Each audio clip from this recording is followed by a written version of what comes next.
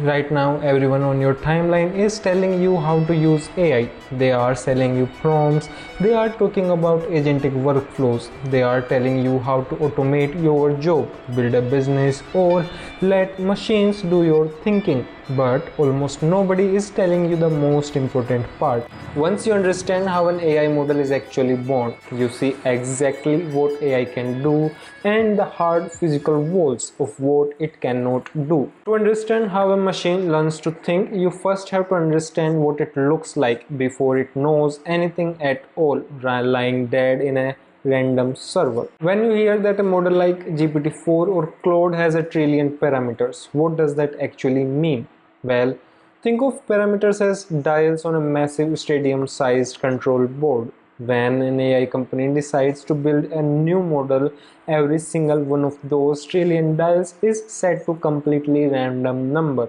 At day 0, the AI knows nothing about anything. If you ask the 0-day AI model to say hello, it wouldn't even know what a letter is. It is functionally blind, deaf, and profoundly dumb. To teach it, you need data and lots of it. You need to feed it a substantial fraction of human history and the internet. And that's where the first massive bottleneck the AI labs face arises. The internet is mostly garbage. If you download the entire internet, you are downloading petabytes of data, but you are also downloading billions of spam emails, SEO filter, repetitive menus, and toxic comment sections, which we do not want in an AI model. If you feed that directly in those random dials, your AI will just become a highly efficient spam generator machine. The golden rule of machine learning is garbage in, garbage out. Before the AI even touches the data, engineers have to build a massive algorithmic filter. They have to strip out the navigation bars of websites, remove the code, and keep only pure semantic human text. And the biggest enemy here is duplication. In one of the foundational AI datasets, researchers found a single 61-word sequence that was repeated over 61,000 times.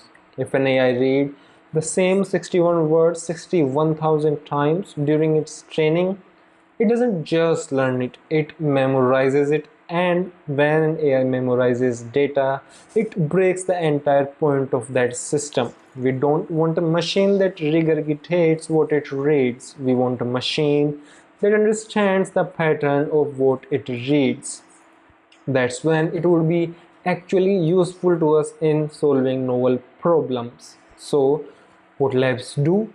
Well, they use an incredibly complex mathematical hashing to scan billions of pages in near real time, hunting for duplicates and deleting them. They compress the chaotic screaming noise of internet into a pristine high quality library. But now you have a new problem.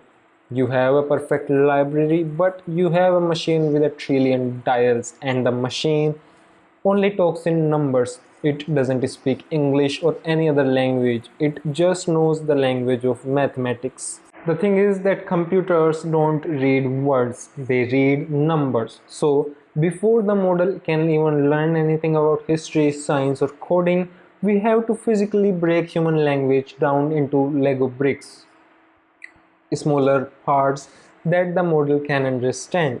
So it's like teaching a language, or it's like teaching an alien to read. If you show the alien the word unbelievable, how does it process it? If it memorizes unbelievable as one single unique concept, well, its vocabulary is going to explode.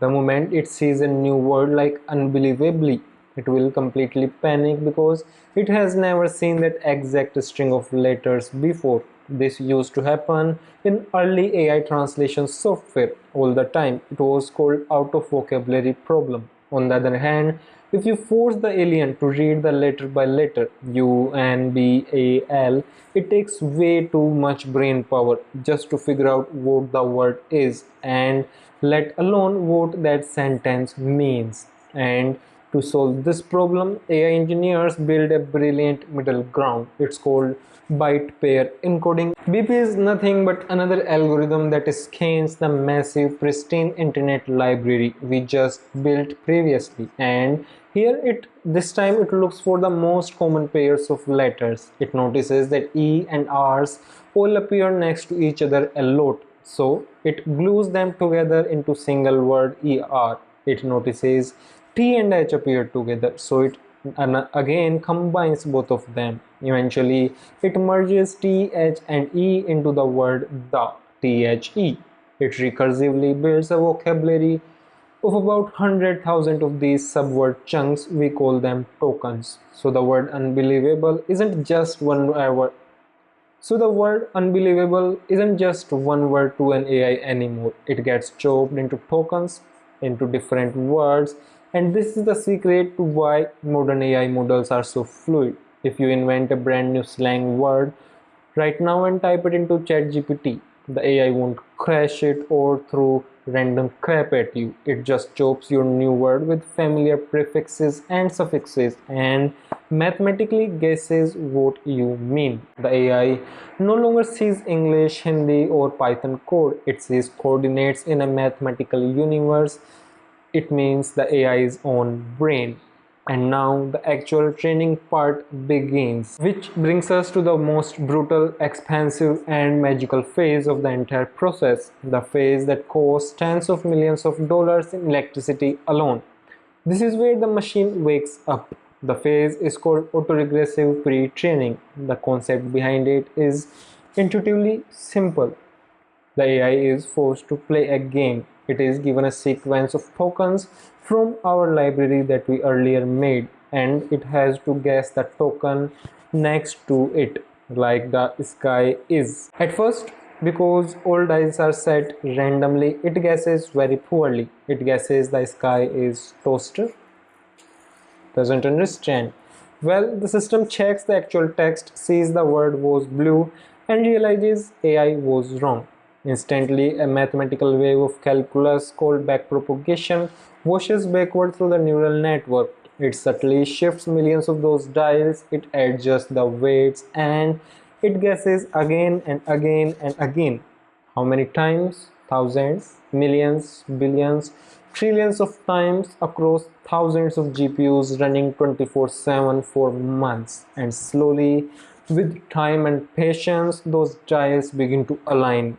The AI stops guessing toaster or another random word, and this time it properly guesses the word blue. But to guess correctly, the AI has to learn why the sky is blue, and it has to learn grammar. Then it has to learn physics, then it has to learn philosophy, coding, logic. Just to win the game of guessing the next word, it is forced to internalize a compressed model of human reality, the universe that we have built over the centuries of time span, all learned by AI models in just a few months using compute power and a few smart scientists who thought it could be made possible. But things just don't stop there. The story just gets way more interesting and takes a massive dramatic turn.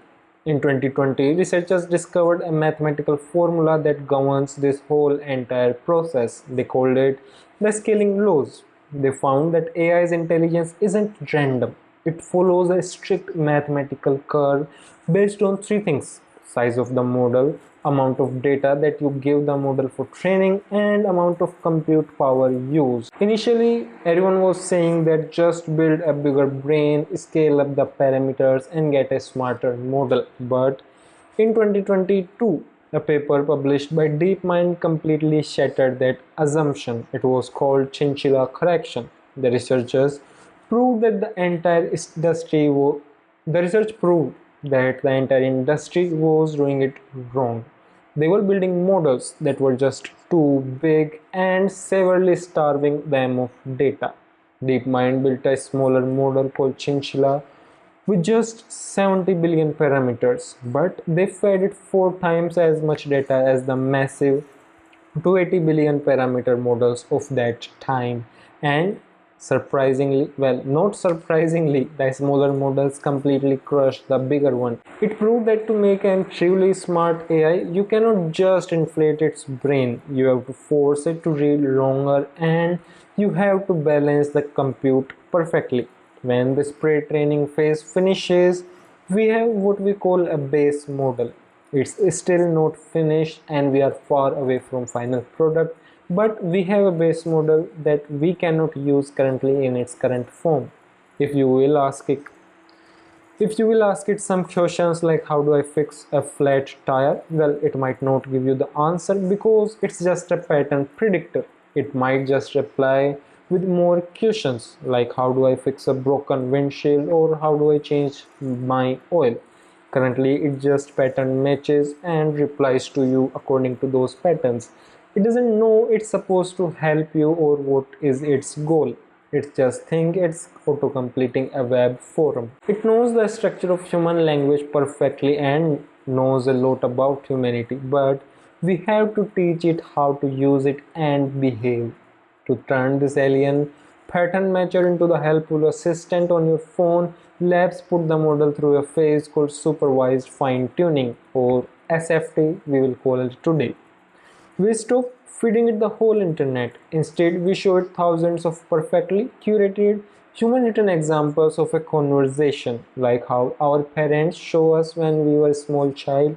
Like a prompt is given to it, how do I fix a tire? And response is also given to it, here are three safe, easy steps to fix a tire. The model learns the format, it learns the posture, it learns that it is an assistant and you are the user. Research like Flan paper proved that when you teach an AI to follow instructions on a task, it magically gets better at all tasks, not just the ones you are teaching it about, even ones it has never seen before. Formatting actually unlocks latent reasoning, but formatting isn't enough.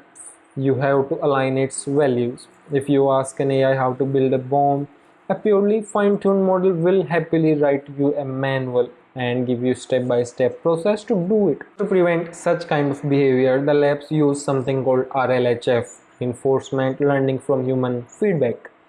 They have actual human testers sit down and grade the AI's answers.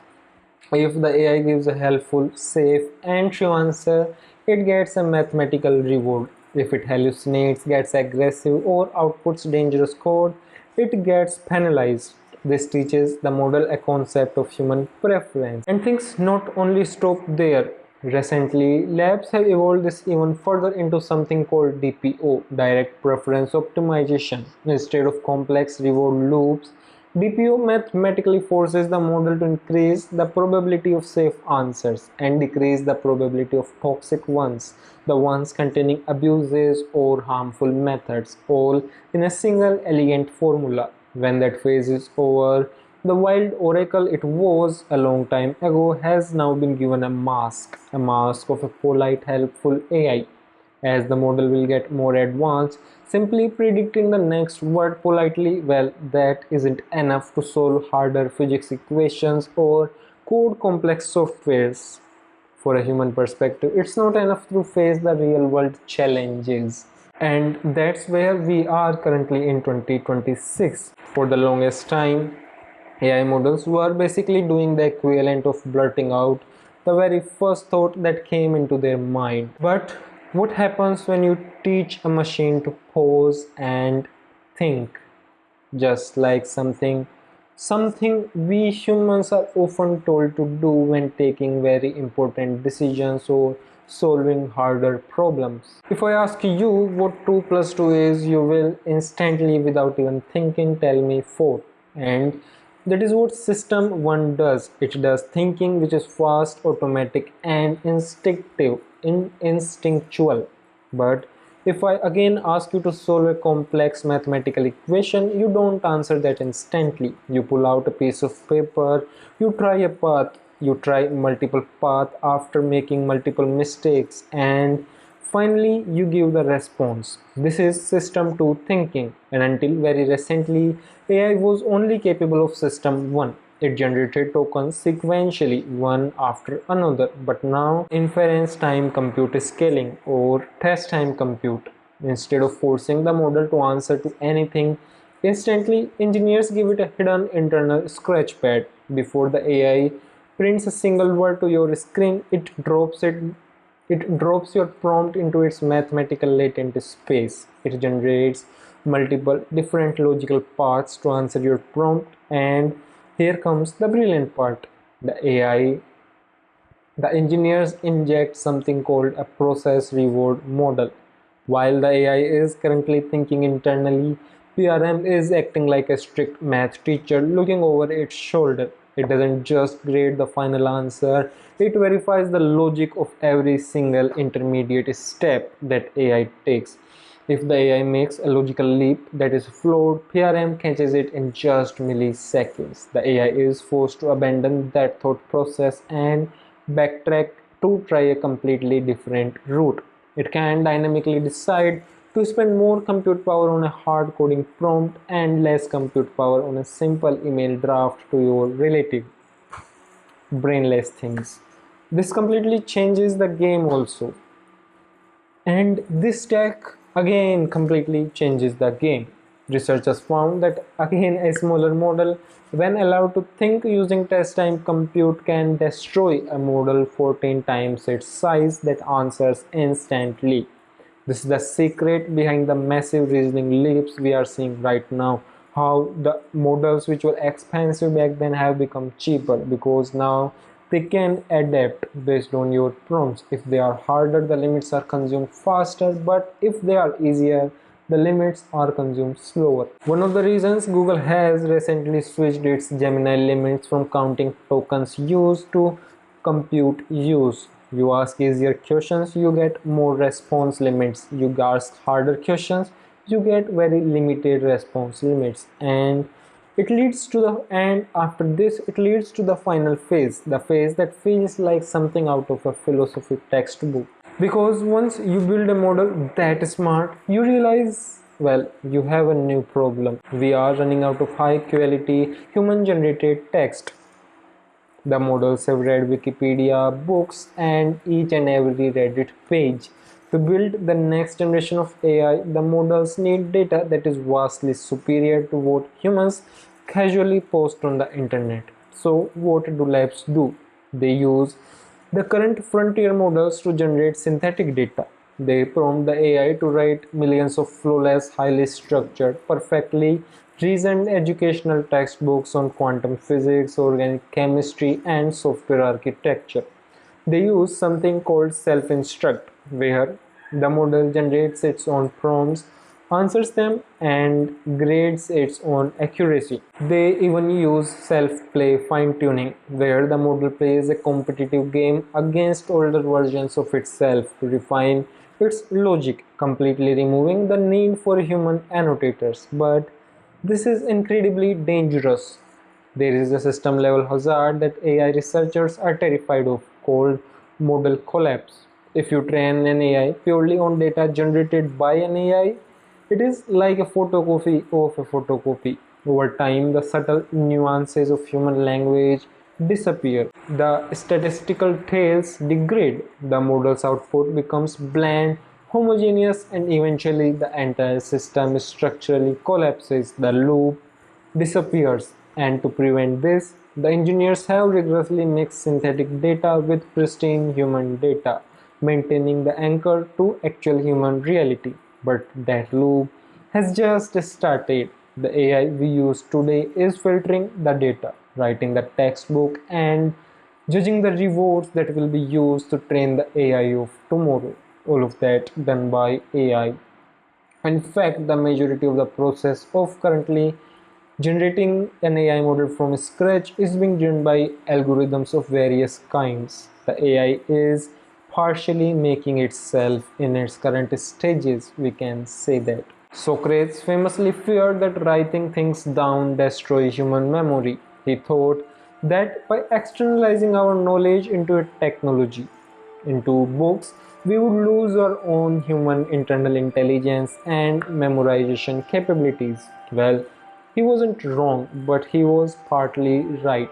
We traded raw memory for something better, the ability to build civilizations, science, modern world across generations. Like me, you are watching the exact same shift, or as I say, transition period happening right now on a bigger scale globally.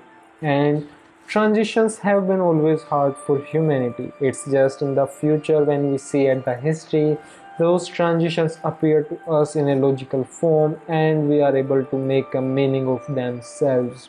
It's just a period where we are transitioning from human work to AI. An AI which isn't just a code and not just a software you install. It's a matrix of dials shaped by entire of human history locked in a recursive